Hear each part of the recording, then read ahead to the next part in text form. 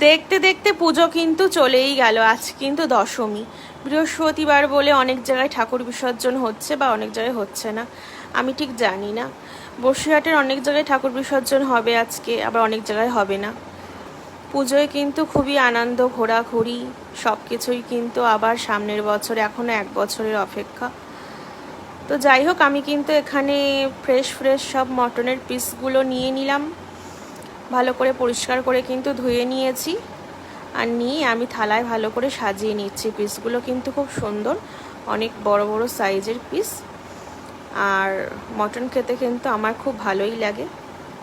আর আমার কেন, সবারই কিন্তু মটন খেতে কিন্তু অনেক ভালো লাগে, মটনের হালকা পাতলা ঝোল হোক বা মটন কষা। আর এদিকে কিন্তু লাল শাক ভাজা হচ্ছিল।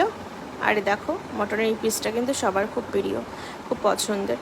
এদিকে ঝোল কিন্তু টকবক করে ফুটছে, হয়ে গেলেই কিন্তু গরম মশলা নিয়ে নামিয়ে দেওয়া হবে। তো চলো, টাটা।